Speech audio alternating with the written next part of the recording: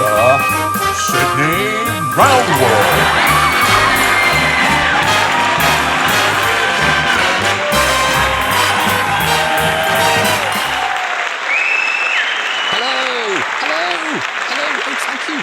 Hello. Good evening and welcome to this, the TooFatLardies Oddcast. It's great to have you all here as I am joined by my two guests this evening. I've got Sir Keir Starmer and Angela Rayner of Miniature Wargaming, Richard Clark and Nick Skinner. Gentlemen, how are you? How are your freebies settling down for the weekend? No freebies here, mate, but I'm a proud northerner and a Basic Instinct fan. Basic Instinct fan? Yeah. Okay. And what about your father? Was he a toolmaker? No, he wasn't, no. Well, I think I better be Sir Keir then, because out of the two of us, I'm the only one likely to be knighted. Yeah, and you're probably the one with the secret apartment and all the freebies. But let's gloss over that. Probably. Well, it's a shame. It's a great shame the audience cannot see you in your suits and designer glasses. But anyway, we'll move on, as you both say, to ask you. We should hurry up, Sid, because I've got to be in the hospitality box at White Hart Lane. Fantastic. Well, from White Hart Lane to Lard Island, how have you been getting on and what have you been up to? All right, been busy. Doing what? Oh, stuff, mate. Stuff, work, actually. Lots of work. Been doing quite a few events, which I'll come on to that in a minute. More importantly, we've got Strength and Honor, Conquest, Alexander and Hannibal, the supplement being laid out. That's currently being laid out, ready for publication, which is really exciting. Yesterday, I was up in Nottingham doing some filming with James Morris, because Midgard Heroic Battles is at the final layout stage. It's actually being proofread as we speak and an index being created. So it's absolutely at the end of the journey. So we were filming for that yesterday. We're going to be bringing out some films on Lard Island just as soon as we got all the final graphics and everything through, so we can give people a chance to have a look at that. So we were filming. We did a bit of an introduction. We did looking at a couple of armies. And then we played a game. We're going to be doing some more filming, actually. I've got a reading week coming up, but we're going to be doing some more filming in a couple of weeks' time. So there's going to be a lot coming out on Midgard. So it's been a really, really busy time.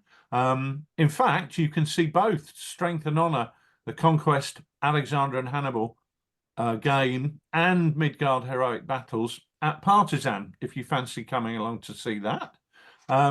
And also, I'll be there showing off Chain of Command version 2, which is the other thing I've been busy with.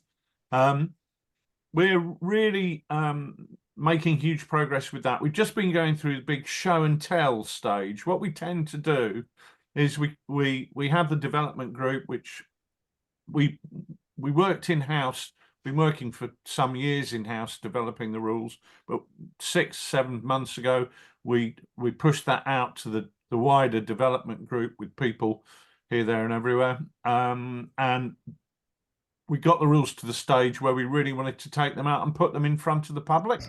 And we've been going around Lard Workshop, where we sort of did a secret version of what's coming, and we've been going up to places like Ebor Lard, and I've been taking it around different clubs and showing people the rules, bringing people here. Been using our local game cafe as a base to get people down to show them what we're doing. We had Mark Bretherton, tactical painter, up from Australia. We had an opportunity to play a game with him. We had Joe Bilton there as well. What a nice guy he was. Yeah, really nice guy. Mark's what a nice guy. What a nice bloke. What a lovely bloke. He's a lovely bloke. He's a real gentleman. And he's now part of the extended external playtest group. So we're really pushing on with that. So that's been exciting and keeping us really, really busy. So there's lots and lots coming through. As I said, I'm off for a reading week this week. As part of the design process, what I'm doing is I'm creating a campaign, a pint-sized campaign for the play testers to play through. And I'm calling that 29 Let's Go again, because it's focusing on let's keep going. Keep going. It's focused on the 29th Infantry Division in Normandy, following on from what happened in 29 Let's Go. I'm sure I'll get a better name for it. But I've got my reading pile all together. I'm away as of Monday till Friday.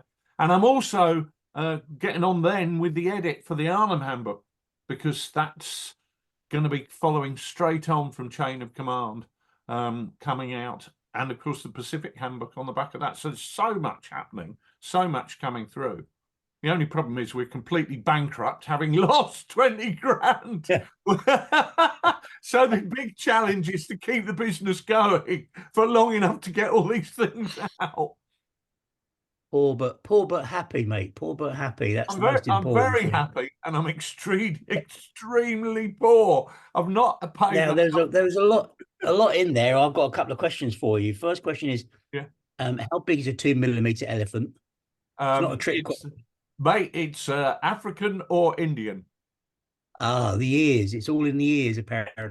That's right. That's right. Okay, so it is you can see some of those maybe at part. Or the North African forest elephant that Hannibal had. There's several varieties, really. It's the airspeed velocity you want to worry about, not the weight. Right. It's best avoided. Yeah, yeah. And the other question is, so Chain of Command 2, we're going to, how old is Chain of Command 1 now? 11, 12 years, something like that. I mean, that's astonishing, really, to go for that length of time without going down the avenue of a second edition is phenomenal. Quite unusual, actually, in wargaming, isn't it? That's what especially when it's especially when it's a much played supplement. I mean, there's obviously games that have never had a second edition over the years, but they're probably not as much played as Chain of Command. I think that's quite an interesting thing.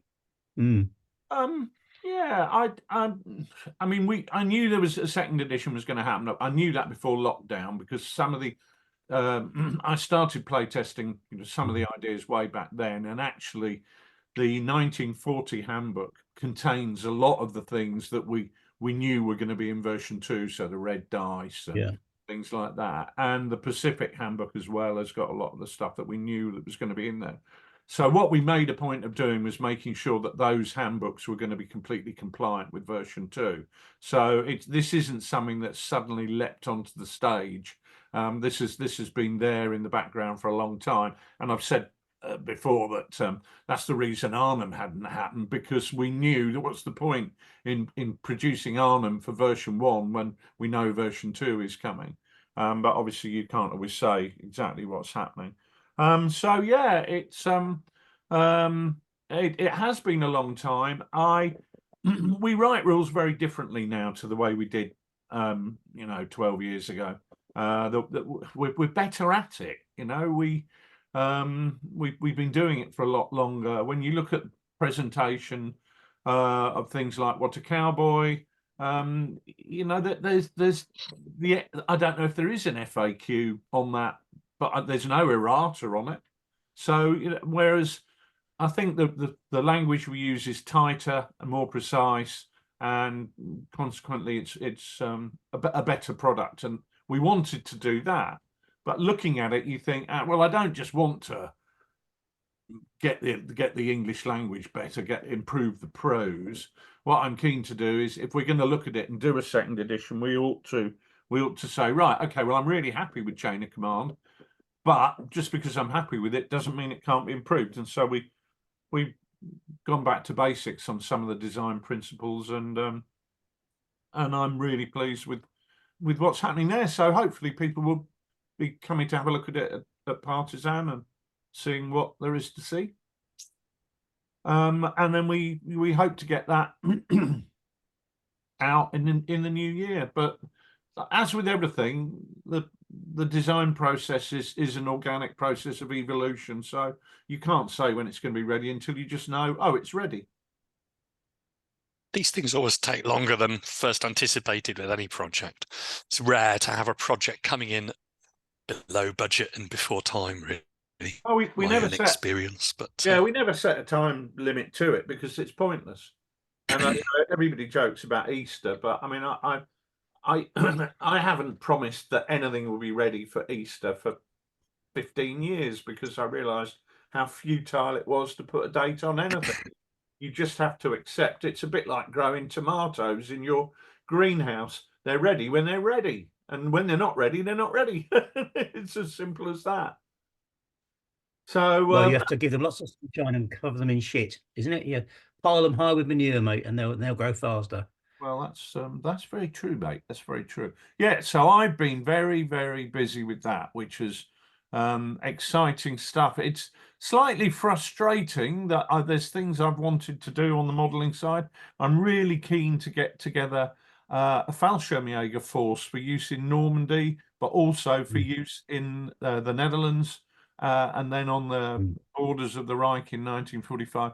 But I am so skint. I can't afford any figures. I'm frantically going through my plastic spares box, seeing if I can put together a force.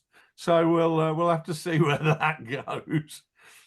I might be able to help you out there, mate, as discussed. It's a really, really interesting force to put together as well. Yeah. Really, lots of oddities potentially with those. Yeah. Well, you never know. There may be a box of those waiting at your guest seat on White Hart Lane just this afternoon. Who knows? But mention of 1944 and the Fallschirmjäger brings us round to just one thing which I wanted to mention to you both, because I know you've both been interested in it and attending things connected with it, and that is the 80th anniversary of the Second World War. And that's A bit of it anyway.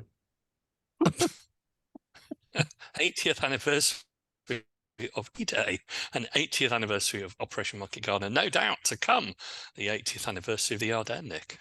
Yeah, I'm sure that's right. It's been a really interesting year. I've been looking at the memorials because 80 years. It's one of those milestone years, isn't it? Because you look at the number of veterans that there are around at these events, and you just know this is going to be the last big one. You don't have to be an expert to do the maths, do you? Somebody who was, if they were 20 in 1944, how old are they now? So it's interesting to see that the very special place that those veterans hold in the heart of those communities when they come together to celebrate. But what I found really, really interesting was the difference between the way that the commemorations for D-Day seem to have been against the commemorations for Market Garden and the liberation of Holland, or the liberation of part of Holland, because of course much of Holland wasn't liberated until into 45. No. The difference has really been quite astounding. I was actually, I have to say, really quite disappointed by the Normandy events. Now I have to say I didn't go to any, because most people of sane mind seem to have actually avoided the what appeared to be a kind of conflagration of events that might be around the Normandy landing zones. But actually, the whole thing there about Sunak leaving early to clear off onto a campaign trail, the whole thing seemed rather disappointing. And I think what we've seen in Holland in the last week with the Market Garden race to the bridge, the procession of vehicles that goes up from, well, actually they go up from the Channel Tunnel, but ultimately they go to Joe's Bridge and then up to Arnhem via all the waypoints, and the people on the way, the crowds that I've seen at the Arnhem events, and the whole raft of events that goes on in Arnhem around the commemorations, not just military ones, but things like sponsored walks and the whole community spirit around it. The Arnhem football team with their remembering heroes flags, etc. It's just phenomenal, and I have to say, absolute hats off to the Dutch, because they've absolutely put the French to shame on it, I think, and that's really quite sad, really. Do you think it might be that D-Day, in the minds of the general public, is the Second World War? Because we don't, I don't know to what extent we teach history of the Second World War in schools anymore, but I know, Nick, when you went with some friends to Arnhem, they were quite surprised to discover that D-Day wasn't the totality of the Second World War. Yeah, it was an absolute really interesting moment when they discovered that the war went on beyond D-Day. They thought D-Day ended with the death of Hitler, and that was the end of it. There was nothing kind of in between, and to find out that there was stuff going on in Holland for them was was, you know, and when it happened and the timeline for it happening was something they'd never encountered before. And these were, you know, professional people in their midlife. And it was really quite astonishing and actually quite enjoyable as well to take them on that journey. But it is a kind of reflection, I think, of where society sits with some of this Yeah, as a stuff for sure. consequence, Yeah. I get the impression the politicians hijacked the D-Day celebrations. Look, we've got to be seen to be there. And when the Prime Minister at the time wasn't seen to be there was a hullabaloo about it. Nobody would have Yeah. given monkeys which politicians were at Arnhem, because it wasn't Yeah. about the politicians, it was about the Dutch people, and the Dutch people very movingly remembering the British and Polish people plus associated allied nationalities, obviously Yeah. Americans, who made sacrifices in an attempt to try to liberate them. And that's much more sincere because it's driven by the people rather than the politicians attempting to grandstand. But I do have to say, I always find it disappointing when I go to Normandy. You drive along the coastal road there and you have the big signs up saying the Plage des Débarquements, and the only plage des débarquements that they celebrate are Utah and Omaha. And you think, hold on a minute, there were 3 others. So I always find that the remembrance in Normandy sometimes to be a little bit lacking. Yeah, I'd agree with that. I think that I felt that when I looked at the D-Day celebrations this year, I thought, oh, I'm not going to go. I'm not really that bothered by the huge crowds. I know the places, etc. And I look at it now after the event, and I don't feel that I missed anything. No, I agree. Whereas in Holland, I definitely feel that I missed something. I definitely feel that was, you know, what an amazing 2 weeks they have had out there celebrating the advance of Market Garden and the whole Arnhem airdrop, etc.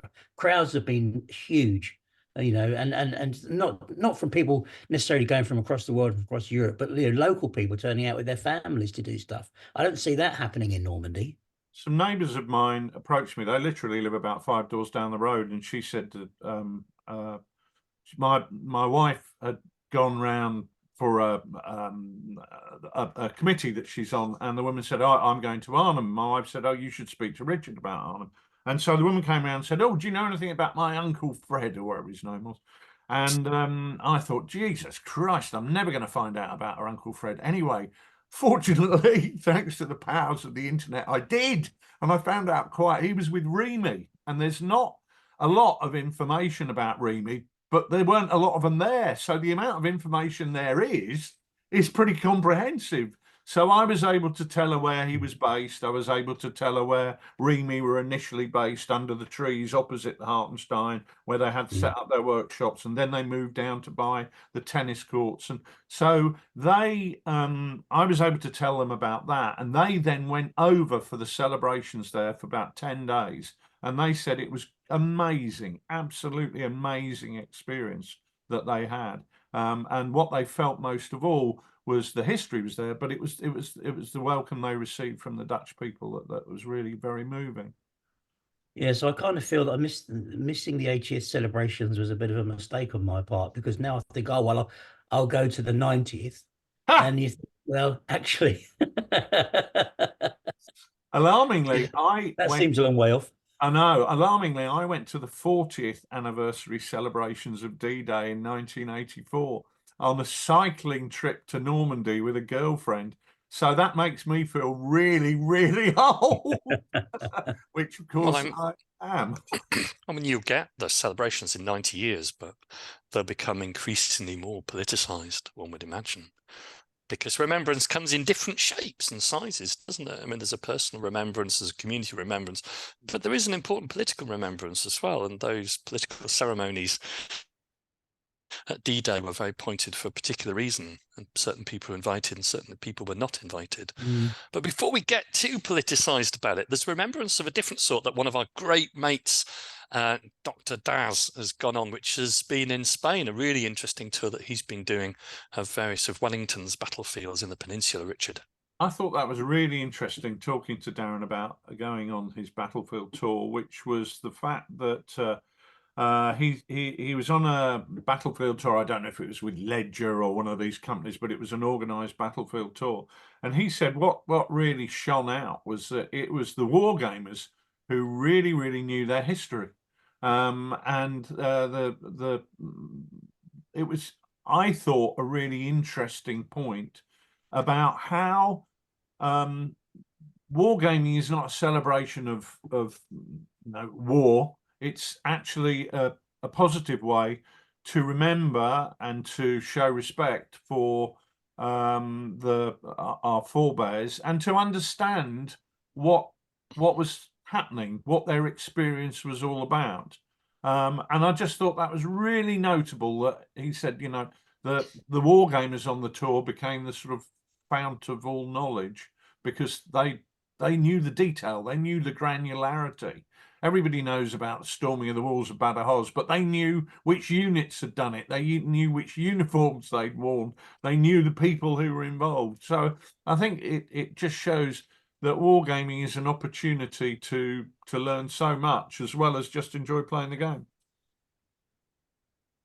Very good. Excellent. Well, it looked like a fantastic trip, and Daz sent us some amazing photographs, in particular of the battlefields, and also Almeria, which I've always really wanted to go to, never got to yet. But there's still plenty of time for that. And it's interesting sort of talking about different generations, what people learn in skills about the Second World War, remembering history, because all three of us, I think, have been going to game cafes over the course of the last few months, and doing various different games, war games, board games, and other sort of things within those game cafes, and experiencing that within wargaming within a slightly different atmosphere to a club night. So that's one of the things that I think we can return to after we've been to the workshop. But before we do go to the workshop, we do have one big, very, very special shout out to somebody who's a really good friend, a genuine good friend and a fantastic bloke, Charlie Walker. Hopefully you're hearing this, Charlie, and you are now out of hospital after really a very grim time in hospital up in the borders and in Edinburgh. We all hope you're really, really doing well, mate. We've been in touch with you, obviously, but we thought everyone, all of your many, many friends, we want a big shout out to you, and we're all hugely thankful that you've made the trip back to humanity, albeit with about 20 kilos of your timber now probably left behind somewhere in Edinburgh. 20 kilos? What on earth does that mean? It's a big bag full, I think. It's a big bag. It's a big bag full of fat. Big bag full of fat, right? Okay. Well done, Charlie, on losing a big bag full of fat. I don't imagine it's a very enjoyable way to go on a diet, but there we are. And to fall ill, you know, within 6 hours of arriving at Lard Island is not at all unusual. No, I told my wife it was her cooking. Well, I think that probably takes us up to moving to the workshop. Oh, exciting.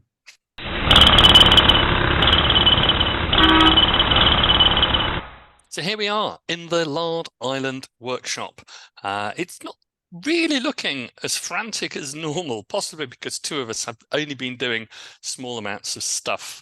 I've had an absolutely manic 2 or 3 months, which have not been connected with historical wargaming, unfortunately. So I've not really done much painting or modelling at all. But Nick, I think you've been doing a couple of things. I have said I've been really enjoying doing some terrain again this year. I love making terrain, and especially when there's no pressure to get it done for an event, you can really start to enjoy it. I've been combining MDF buildings with 3D printed buildings and having some fun with those, and working slowly but surely on some ruined urban landscapes. Slowly but surely, I'm really pleased at the way they're going. And maybe by the end of the year, I'll have that done. But one of the reasons I'm going slowly but surely is that I keep getting distracted. I might not have the largest collection on the planet. But what I've got for you today, Sid, is not only the best bit on the bench, I've got the biggest bit on the bench. This is the biggest bit on, look at this. Look at this. What I'm holding up for the benefit Oh, my Lord. of the television audience is... I think it's 28.5 inches of, what would you call it, Sid? Well, it almost looks like an LNG tanker, which I have lots of familiarity with for Oh, various indeed you can, reasons. 'cause you can just see this steaming through the Yeah, steaming through the Straits of Hormuz, can't you? Right? Yeah. yeah, they're So quite it's something, but it's not. it's It's made out of MDF. it's a it's made out of balsa wood Is actually, it? mostly. Lord, it's I bought this. incredible. I bought this on eBay. So it's 28.5 inches long by about 6.5 inches in its beam, I think is the term they use. And it was sold as like a barge. But I thought, you know what, in 28mm, that is absolutely brilliant for a small merchantman to be tied up alongside the quay where Hitler's hemorrhoid cream is being unloaded for some dockside games of Go Commando. Look at this, the lids to the hold. It's got 3 holes in it. The lids to the hold all They lift come off. off. So you really can put the hemorrhoid cream inside. That comes off. The superstructure at the back, because it's got it's got a little, what do you call it? It's got a bow at the front, like most boats have, a little like a forecastle at the front, then a big flat bit with the panels with the boxes on, and at the back it's got the kind of crew compartment. Look, and even that lifts off. So you can put crew in the Ooh. wheelhouse. And at the how do back. 28mm How figures fit fantastic on is that? that? How do the 28mm How many? figures fit? How do they fit? Do they look Yeah, the right They size? fit nicely. Yeah. So the walkways at the top here on the Yeah. companionways at the top on the Yeah. crew cabin, they're just wider than a penny. So if a figure is based on a penny, it will stand in there really nicely. Perfect. It looks Perfect, isn't it? it is absolutely brilliant. I mean, it is ridiculously large, It's, but it will be a hell of a centerpiece for Go Commando. It would be fantastic. It would be really, really great on the table. And luckily, I didn't have to pay postage because I bought it on eBay, and the guy who actually sold it lives not far up the road. It's a remote control boat, so if we wanted to, we could take it out, and the engine's being removed, but it was built as a remote control vessel, so you could take it around the local lake and Take it play down with the it park. there. Fascinating fact that the guy who constantly complains about the space needed to I know. create wargaming terrain has come out with the most ridiculously large ship. Oh, it was horrible because I was looking at it on eBay and I thought, oh, and it first came up and it had about 10 days to go. And I thought, wow, that is fantastic. And then it was the classic situation of, devil on your left shoulder and another devil on your other shoulder. One saying, press the buy it now button, buy it now. The other saying, you dare press the buy it now button. Where on earth are you going to put it? Etc. Etc. Etc. Anyway, in the end. What did your wife say when you walked up with a 3-foot fucking boat? I can't remember. No, I think I would. My wife would kill me. I think she just looked at me as I walked past her in the kitchen carrying it into the shed. Well, that is how about we should have a category, the most ridiculous bit on the bench, because that would win hands down. But it's going to look great, and I'm hoping we can get it on the table soon. I think it needs a bit of a paint job, to be truthful, because it's kind of painted. It looks like it's kind of half done, really. Yeah, that's right.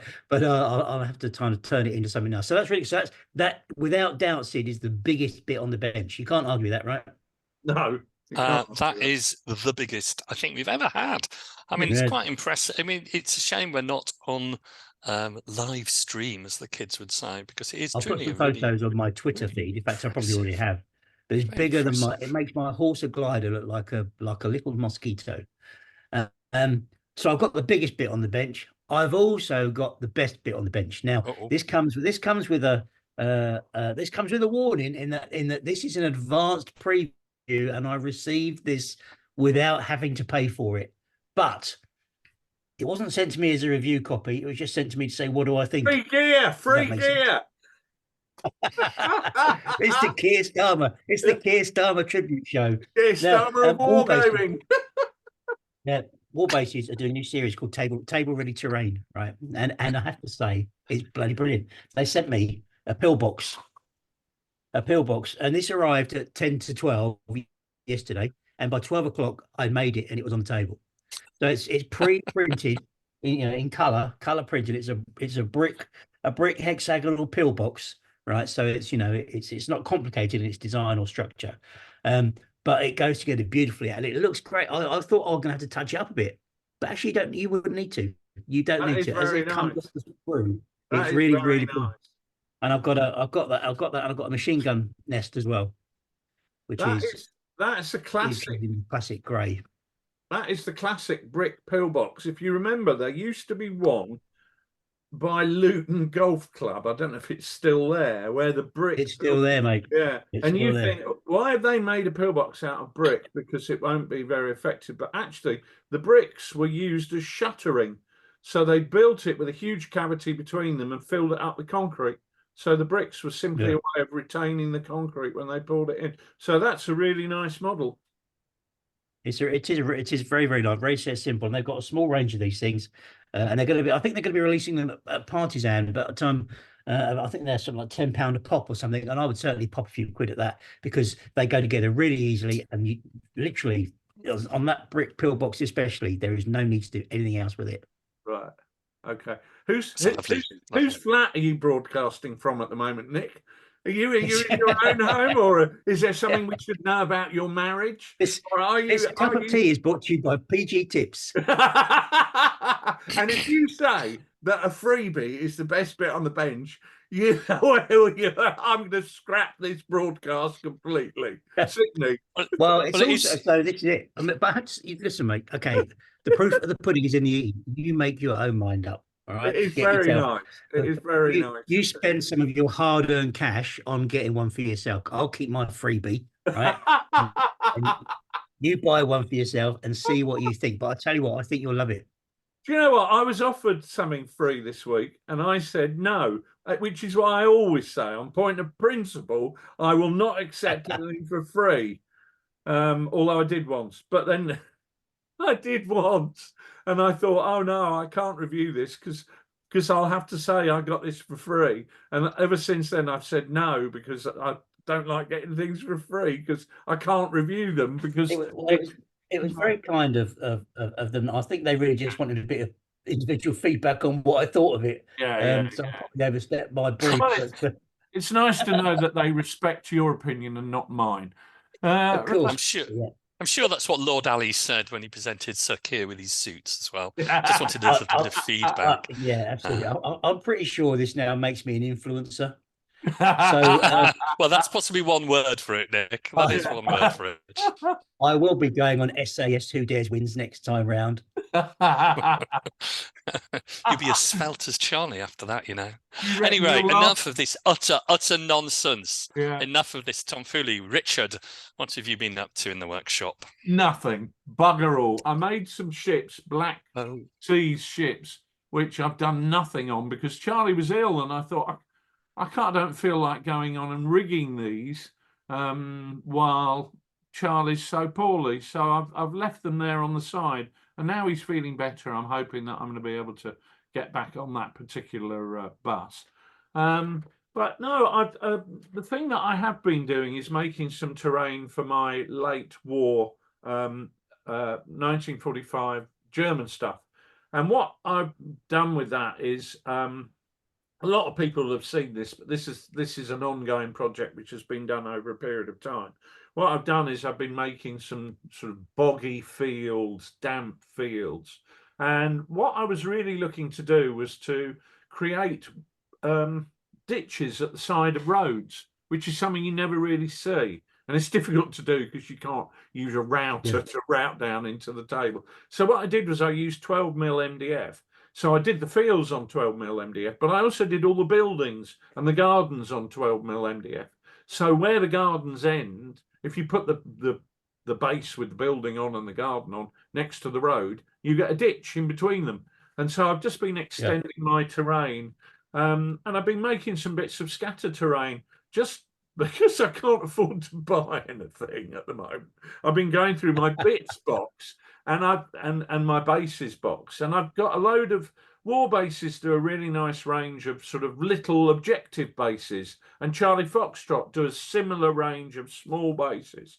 So I've been going through, like I got a memorial of a lion, so it's a plinth with a lion on it, so it looks like if you go to Germany, Germany's battlefields from 1870, 1866, you'll see a lot of these Victorian memorials with the dying lion representing the fallen hero and things like that. So I've been putting some bits like that onto bases and just throwing them in the games. And what's funny is people go, "What's this lion?" And you go, "Well, it's a memorial." Well, why is it here? Well, it's a memorial. And it's bizarre how it nonpluses people that there's a memorial on the table. I think they're expecting it to have some meaning, but it's just a piece of terrain that I've flopped out because I had it and I just fancied making some terrain. But yes, well, the other thing as well about memorials in Germany is that, as you say, is that they appear in random places too. Very random. You can be walking on a ride through a forest, and all of a sudden you come across this 60-foot column that's erected to some unit or other that the action may have happened nowhere near there, but that the memorial has been put out there in the ride. Yeah, no, you're right. So I've been just having a bit of fun with doing bits and pieces like that and doing this ongoing 1945 terrain thing, which I've also got some town buildings, which I've got sort of made up, but I haven't decided how I'm going to base them yet. What I'm trying to do is get like 2 or 3 or 4 buildings and put them on a square base, maybe 10 or 11 inches square, and then have them as modular so I can put them together and make a town or village. Grabbers. Yeah, one of the interesting things about motivation, I mean, I know we talked about mojo before, but actually just building pieces of terrain and scratch building, I think in particular, is a really good way of just inspiring different builds, different motivation, different figures. It's a really nice way of doing it, which I think you don't always get with even the wonderful put together, snap together pillboxes and especially resin printing, and just making something and making it individually and uniquely is a really great way of staying fresh as regards mojo and inspiration, Nick. I agree with that completely, because the piece of terrain that I most recently completed, as I say, was inspired by a 3D print that I got from eBay that I paid for. You paid for it, did you? And I did. I paid for it. Yeah, I paid for it. And I just looked at it. I thought it looks quite nice, but it didn't. It looked like it was half a ruined building, and on its own, it would just look. I thought it needs. I need another end somehow to make this look real on the table. I need another end. So I put it together, combined it with a Charlie Foxtrot ruined building, which I also paid for, but probably about 15 years ago when I bought it. and I put the two together on the base and actually had the kind of ruined bit in the middle. And you know what? I'm really pleased with the way it's finished up. And the pleasure for that, Sid, just came in that sense of creation that you're putting together a unique piece that exists nowhere else. Yeah. And that feels great, doesn't it? Yeah, it feels great having stuff that is unique. It's I don't know why, but it just makes it a bit more special when you think no other bugger's got that. Well, I think I feel like that with the Arnhem building. They used to be unique to us. The only people who had those Arnhem buildings were us. And now, of course, Sabotaged is selling them to everybody. Anybody they want to get the Arnhem building. Did you get them free? It's not fair, I feel. No, as you well know. Well, the key thing is creating visual impact, isn't it, really? That's really what the terrain is there for, as well as just providing, something to obstruct line of sight. It's to create something which is unique. And that is something which looks really good on the table, as again, we'll be coming back to very shortly. Anyway, did we have a winner? Was it the boat or was it the pillbox? I think it's probably the boat's the biggest on the bench and the pillbox is the best on the bench. There is no free. Well, that's our winner. There's a morality issue here. What's the freest item on the bench? The freest item on the bench. Well, I think the pillbox probably wins it. So that's our workshop. And now we can return to the sofa of sincerity. Did you pay for it? Sponsored by DFS. Sydney Roundwood. He's got red trousers. Sydney Roundwood, sofa of sincerity. So welcome back, everyone. And here we are on the couch of contemplation, where we are considering our big issue for the day, which is all about gaming cafes.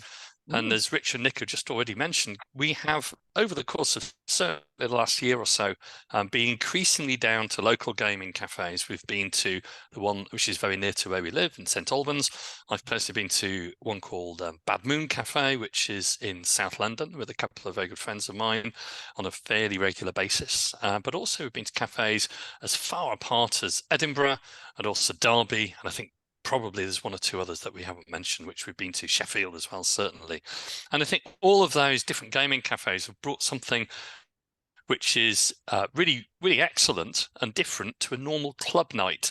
Lots of wargamers in the UK still are members of wargaming clubs, and they go to wargaming clubs in generally sort of church halls and schools possibly, but other locations which are not really set up as sort of cafes where there's a mix of gamers, and the games on show might be war games, but they might also be board games or role-playing games, and all taking place at the same time. So we thought it might be useful to sort of just give you some of our thoughts about how gaming cafes are slightly different to a normal wargaming sort of venue. Nick, I know that you have been a fan of frequenting gaming cafes. What are your thoughts on these sort of points? I've become a fan. I never used to be. It would have been in the past that I would have said, actually, I'd rather have a game in my own kitchen than at the game cafe. But they're more than just cafes, they sit, aren't they, as well? The other thing is, they often have a cafe, but actually their prime existence, some of these places, is to provide gaming tables.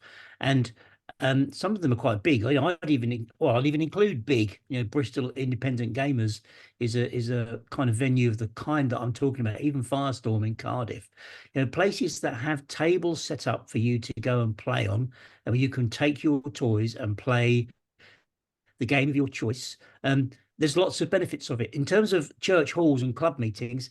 Well, the kind of possibilities for clubs to meet in church halls and other venues where you can have tables up, etc., is reducing. I think there are as many spaces, and those spaces that are, certainly if they're like the spaces around here, are not very cheap. Plus the fact that when you do go, you have to take your own tables or set up the tables and take the tables down at the end of the event and tidy up and make sure you don't leave any dust or liching lying around.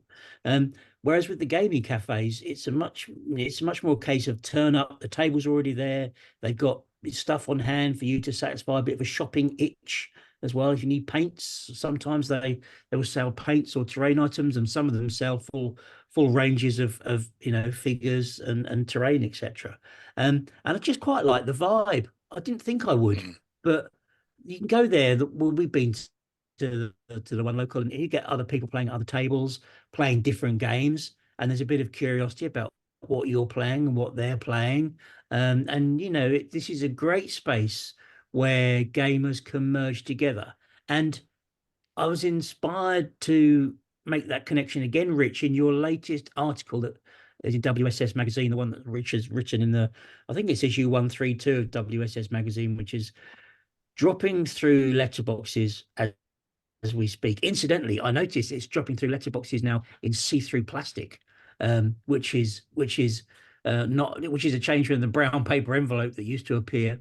But Rich has written in there about how we need to accept other parts of the hobby a bit more, and I think a great way to do that is to see these people playing different games and recognize that they're all part of this broader gaming community. They give a really good opportunity for people to cross-fertilize ideas across different gaming platforms, and also to talk to people that are at different stages of the hobby. Lots of young people who, Rich, we were at the one in St Albans recently, and some mums with their small kids came up and wanted to know what we were doing and what it was we were playing, and it was a real nice opportunity just to help them guide their kids in the hobby as much as anything else. You did feel that they were kind of looking for some kind of affirmation about what this is all about and what were their kids getting involved in, and I gave us a nice opportunity to talk to them about that, really. So I think there's lots of nice positives about it, and the fact that you're all, nobody's pressured to turn their dining room table into a gaming space. The space is already there. I think there's some questions about what makes a good space. I don't know if you want to talk about that or not, but there's I'm a bit of a convert to them, actually, in a way that I never thought I would be 5 years ago. Yeah, I hear what you're saying. Well, what happened? The reason I started using it was that we had a game cafe open locally in the town where we live, and it's not in an ideal location. It's certainly not on a high street. It's off on an industrial estate, as is big actually in Bristol. And you think, well, Yeah. how many people are going to know about this? It's not really in the best location for a sort of walk-in type of trade. But maybe it doesn't have to be. If you've got a model railway shop, model railway enthusiasts will seek out that shop because it's a specialist. If you're a newsagent or a butcher's or a baker's, you want to be on the high street. If you've got a specialist shop, it's more likely that people will come to you. Anyway, when that opened, I thought, well, we ought to support them.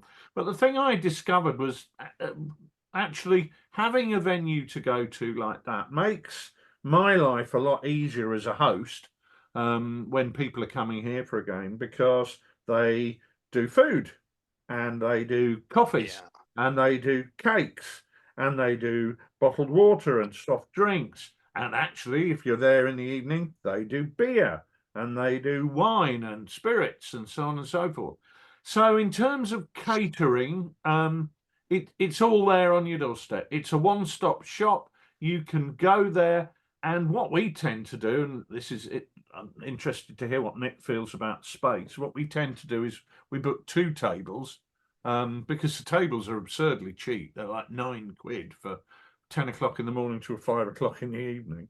So I booked 2 tables just so we have one to dump all our crap on, because you know what it's like. These cafes tend to be set up for Warhammer type games. So if you're going to play Warhammer, the tables are set up for you.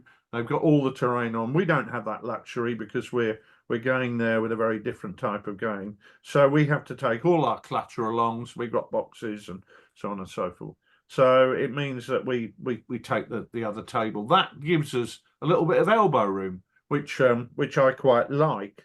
So it's grown on me as well. And what you do find is that you end up talking to people who have maybe had no exposure to historical wargaming at all. I mean, we were there. I was there with Joe Bilton a week or so ago, and the guy came up to me who does the coffees. They're very attentive, actually. I think he's on a bonus.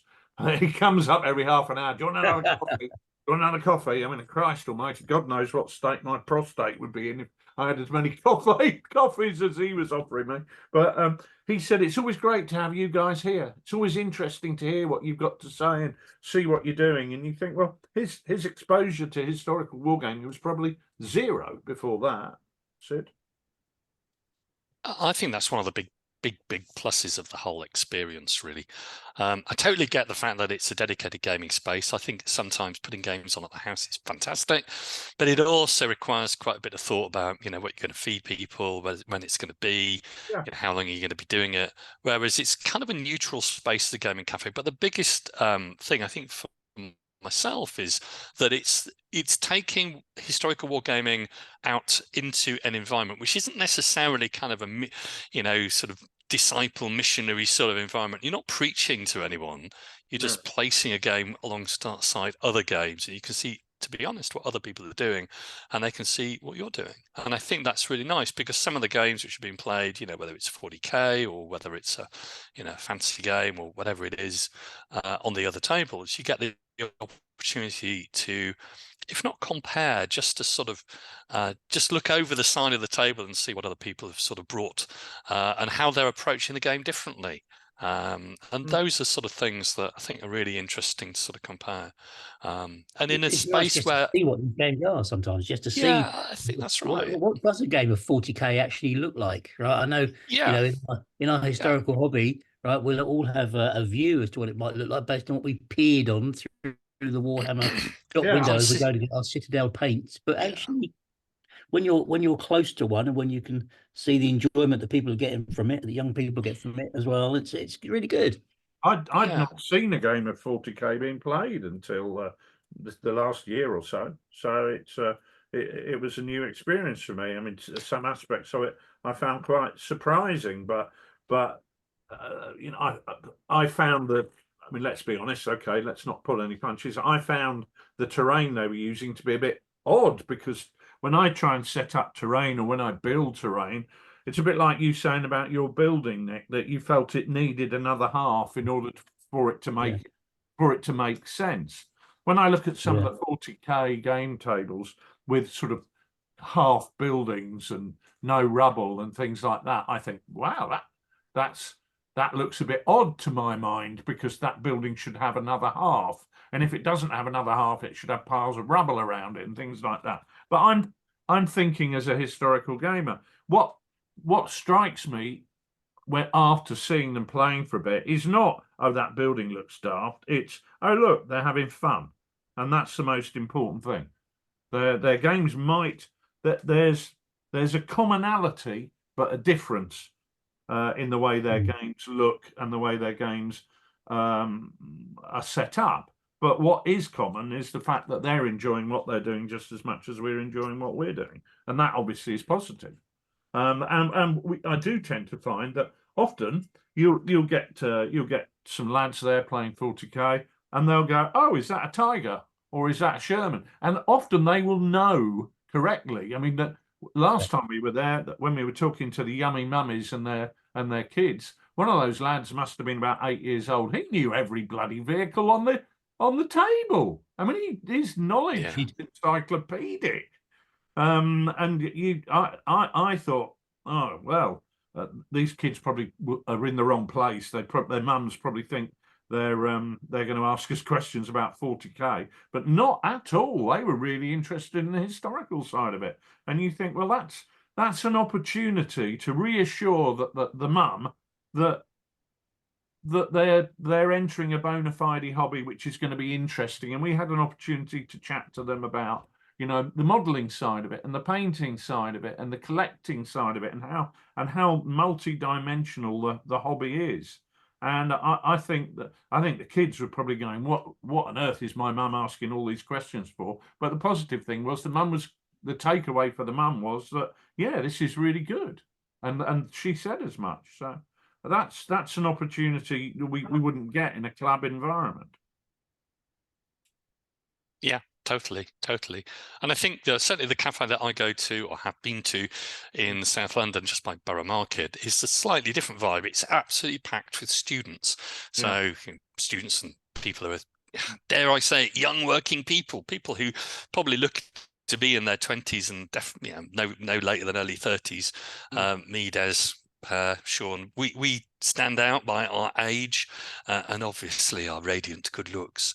But I've got to say that it's kind of a different generation, but it's a surprisingly sort of even match of genders, which is fantastic. It's a younger audience, but there were people doing, you know, games with figures, but lots of role playing, lots of board gaming, and I like that kind of vibe. You know, there's lots of different things we can probably say about gaming shows, and they've changed over the years, but certainly with quite a small club, where we are in St Albans or Society, whatever we are at the moment, it's not really kind of hugely varied. You see the same people for like 20-25 years every week, and I really like placing a game in an environment which is probably slightly more dynamic than a typical club type of game, and that's been really interesting. Had some really interesting conversations.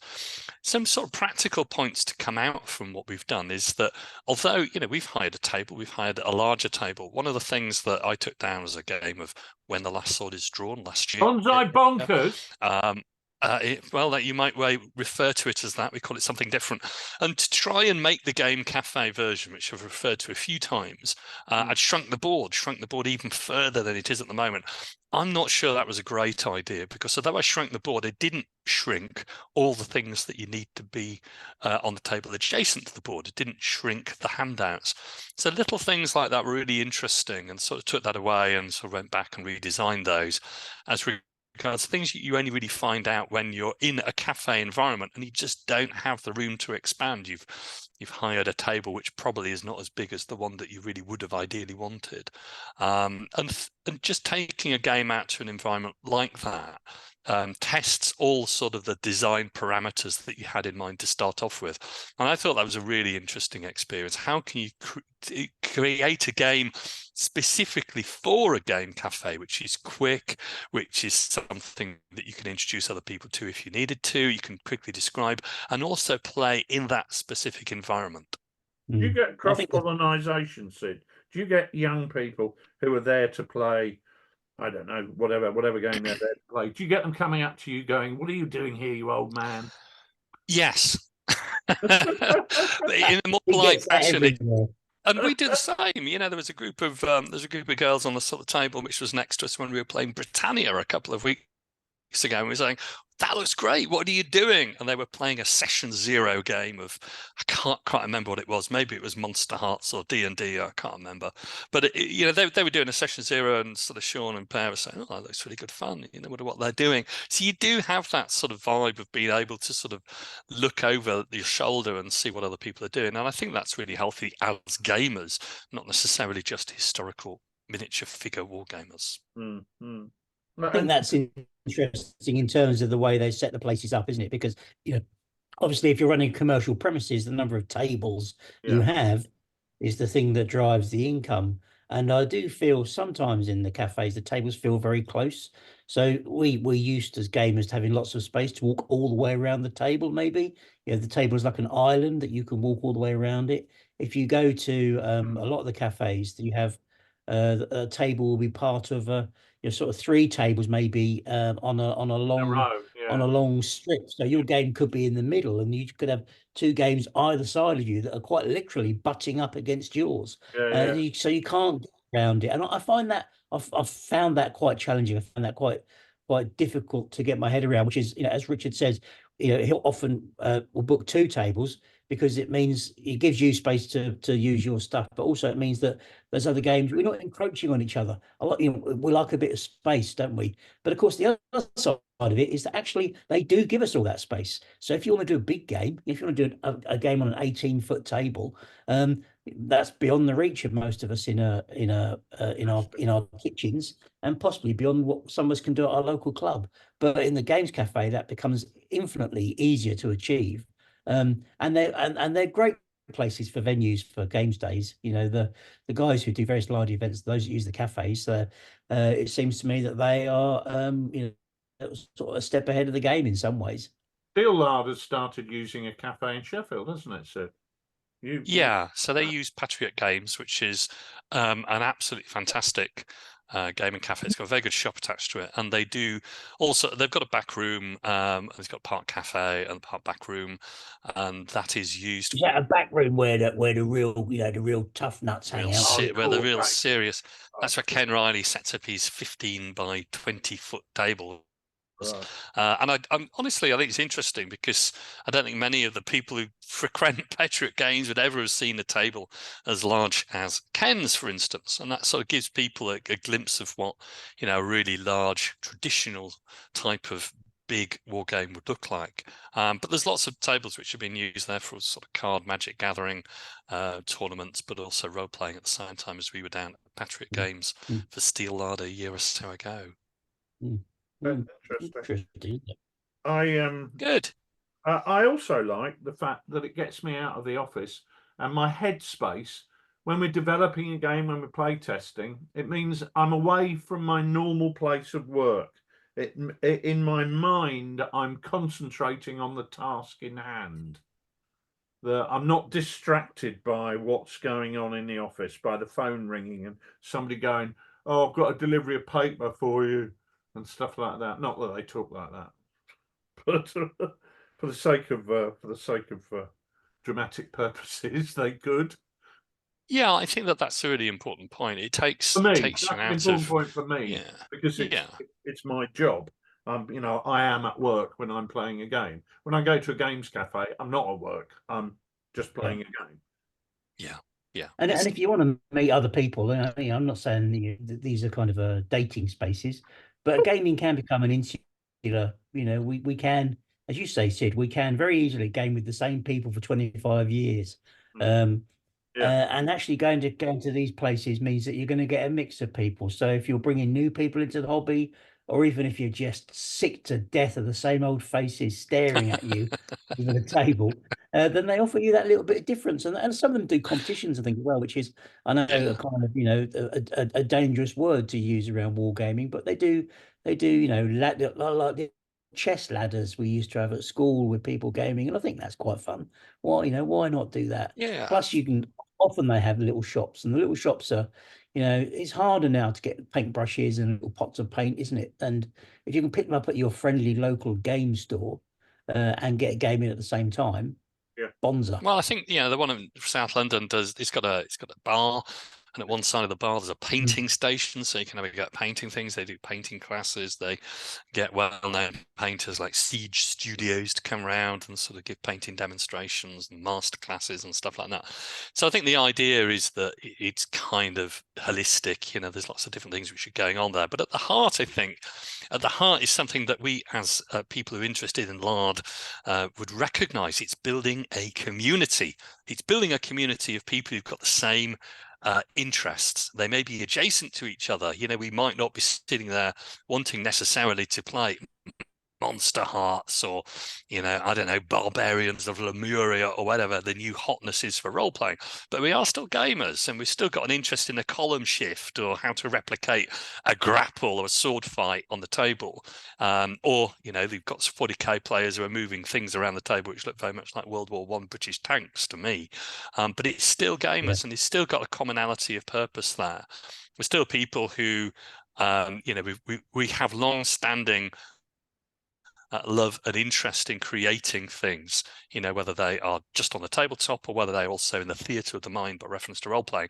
And I think that sort of exposure and building a community and integrating with the different communities doing that is really a good thing. It doesn't necessarily mean that you may stay there. It just is different, and it gives you something which I think is a wider experience. You don't want to be a stick in the mud, really, and just always casting your eyes back to what you're familiar with. You want to be expanding horizons. Wise words, mate. And of course, they're safe. Well, they feel like very safe places to be, which is important to lots of people when they're going out and about. Even if the person at the table next to you, like you, Sydney, is wondering how to best recreate a grapple. Is that right? Is that what's going through your head? How do you recreate grapples? Is that a thing for you? Well, it's the acid test for fans. It's the acid test for a lot of role-playing games, isn't it? Is to what extent your grapple rules can be compressed into 10 lines or go on for about 3 or 4 pages as you examine the different grappling skills of the protagonists. But I've got to say that there is a grapple chart in When the Last Sword is Drawn, because as every good samurai would know, your skills at martial arts would come into play at least at some point. Well, we've never encountered that table. It's all no. Before I get there. Well, none of you would drop your swords, but if you do drop your swords, there is an opportunity to grapple with your opponents. Next time we play, I'm going to drop my sword straight away. Of course, if you're playing in the Edo period, you may not actually have a visible weapon. We're back, yes, to armored pipes and other disguised weapons, and that would be a time. If you're in a bathhouse, for instance, there would be ample opportunities to be grappling each other. Richard, Excellent. You look as if you smelt something slightly distasteful. I'm just wondering if you're Grappling entirely in the sane. But fair enough. Yeah, carry on. Let's be clear about this, Sid. You developed a game that includes rules for grappling in the bath. Yes. Well, it requires some explanation, but it is rooted in absolute historical authenticity. One of the famous Japanese heroes of the 19th century was killed in a bathhouse very famously. What, hit on the head by a rubber duck? No, he came to a very grisly end. Down the plug hole? No. Well, there were no plug holes. I think it was actually probably one of those Japanese bath stroke sauna type experiences. But there's a very famous Japanese ukiyo-e print of him coming to a sticky end. I've seen that in the had a phone Japanese box. bathhouse. Have you? I'm sure. Japanese bath and sauna type experience. Well, I don't know anything about those. It's a Where long does time one since do I've the been in a phone box. where does one do the play testing for this, Sid? How does one get involved? Well, I bring it down to the club and I bring back down my Edo Pleasure Garden sort of items so we can all have good fun. I'll in bring the my 19th trunks. century. Well, that's right. We'll have it in the sort. Well, we're not cosplaying, Richard. We're not going quite that far. Fucking hell. Right. Oh, there you go. Your friendly neighborhood game store or sauna, as if you may prefer to roll it out in the local sauna complex of your It's all local- historically verified. There's some of the things which are going on in Edo period Japan are simply quite remarkable. It's a very rich Quite tapestry. perverted. No, it's not at all. It's good fun though. It's very violent and it's very interesting. And it doesn't really get much coverage in historical miniature wargaming. I'm not surprised. No. Don't be sniffy about it. No. It's very good. I'll bring it to the club next time. Yeah, well, next It's got a time. little bit more terrain. Next time we want to do a grapple in the bathhouse. That's the test of the draw. I'll bring the sumo and the rikishi along. And you as need well. to make a. So I know you like you those. need to make a board of a bathroom with tiles on the floor and mirrors on the ceiling. Is that Rikishi Sunak? If so, we've gone full circle from our political. It's not quite the same. Not quite the same. No. Anyway, we've diverted. We've diverted horribly from gaming cafes to Edo period bathhouses. I don't quite know how we've done that, so apologies to all the listeners. I think we're done on gaming cafes then. I think we we're just bleeding about well done. are. Yeah, Excellent. but I think we like them. I think they get a bit of a thumbs up from us. I don't know that we're doing the we're not really doing the defenestration of Lard, but I think they probably would not go out the window. No, I agree. No. I concur, Millard. Yeah. And Excellent. it's So what have we good got to look forward to? Oh, sorry, Richard. I was just going to say it's good to support local ventures like that support us. We benefit from them being there. They benefit from us going there. And it's the old thing, isn't it? I remember a bloke saying on an online wargaming forum that dare not speak its name, him saying, "Oh yeah, I like that magazine, but I only buy the episodes that I'm interested in, which means I buy one a year." And he was then surprised when that magazine went out of business. And he, if you want a magazine to be there, you've got to buy it. Yeah. So yeah. Talking of magazines, Sid. Yes. Continue. Could this be that time of year that Lard, the Lard Annual is in preparation?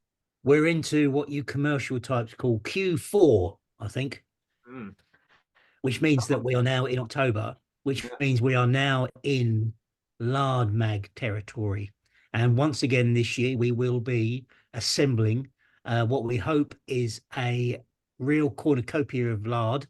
260 pages we managed last year, which nearly broke the computer and nearly broke us.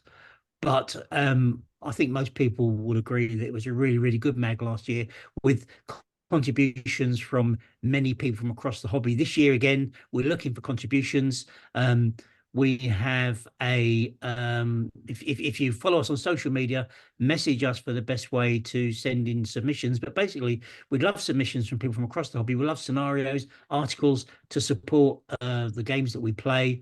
As long as we can find a connection to a Lardy rule set somewhere, that can be quite tenuous at times because there's also broader hobby content about terrain making and figure painting that we like to put in. But really, some of the more obscure Lard games get good representation, and there's always good content in there for Sharp Practice, Chain Command. Ducks is always in there. There's normally some stuff from most of the other rules, and we hope that very much people will put their pen to paper this year to give us their thoughts on what might go into this year's. Bumper stuff for infamy in this year's one. We know that already because I'm putting the whole Carthage Punic Wars thing in there. So yeah, lots and lots going to be in there. But we'd like your contributions, folks. How do people get in contact with you, Nick, as editor-in-chief and smart ass generally? Yeah, well, you can. We have a brand new spanking email, Rich. Now that we have invested 20 grand in buying a new email address.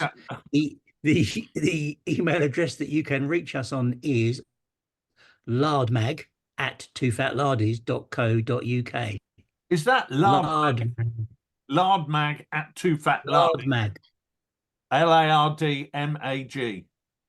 Correct. At Lard Mag. TooFatLardies.co.uk. Brilliant. Yes. I think Yes. we've got that And may I message. just say that, remember, folks, TooFatLardies is TOO, not TWO. Yeah, that would be ridiculous. Some people still make that mistake, mate. I've even seen it in print. Me too. It makes my piss boil. Talking of which, I must just say that a big shout out to our chums at Mother of All Battles in Sydney in Australia this weekend, who are playing a great Chain of Command event there, doing the Far East stuff. Yeah. I've just had a look on Twitter, and the live action thread is coming in from there, including the curry that some of them had last night, which looked really good. Wow, that's terrific. Wow. We've had so many great gamers from Australia and New Zealand over the years, and this year we've had such a rich crop coming to the UK. Huge, massive shout out, not just to Mark, but all the other guys who've made it over from Australia to see us. It's been fantastic catching up with you all, and have a great time at Moab in Sydney during the course of this weekend. And by the time we put this out, I think we're done. It'll be over. Yeah, but the photos look good. Yeah, Photos are really good. I've seen a few games on Twitter go past. Yep. So what events do we have coming up? We've got Partisan, which I think is the weekend of the, I'm going to say the 12th and the 13th, probably just Sunday the 13th, is it? Is that right? Yeah, who's coming to that? Are you coming to that, Sid? I'm not sure yet. We have our Paint and Chat Gaming Day at Swords and Boards in Derby the day before, and I'm going to try and get to Partisan, but my daughter's just started her Masters in Loughborough, which is nearby, so I probably should go and see her and see how she's getting on, although she seems to be getting on very, very well. I thought I'd probably do that rather than go to Partisan, but I'll see. You can't mollycoddle them, mate. Cut the ties. Wargaming's more important than family now. Your girls always benefited from being dipped in that stream with you just holding their ankles at an early age, didn't they? Yes. Absolutely bloody right, mate. I know where they. Yeah. Never see you travelling over to Australia or. No. Do we have any other events after that? I can't remember. We ain't got a lot. I'm just having a look at the wall planner. We ain't got a lot. I think that's that's the end of the season. There is Steel Lard, I think, on the 17th of November, but I can't make that. I had to cancel for various reasons, unfortunately. I'm actually finished travelling for the year, and that's a good job because I can't just. I'm at that point where I'm travelling to these events and staying over and all that. It's a bit of a financial drain, and at the moment I'm counting the pennies. So I'm glad to have reached the point now where I can focus on getting all these fabulous new products out, and then next year we can hit the road again, refreshed and hopefully with some money in the piggy bank. That sounds good. So I think we're done in that case. I have to thank you both for being. Get some free goods from people and join the Free Gear Skinner Club.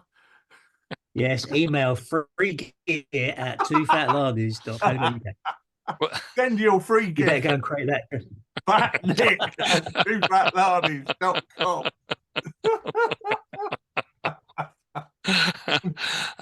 Well, it's been a fantastic time. Thank you both, Richard and Nick, for catching up with me for this edition of the Lard Oddcast. I think that's been terrific. No free gifts, but let's play ourselves out with Roger Barrett and the gang. Do you pay him?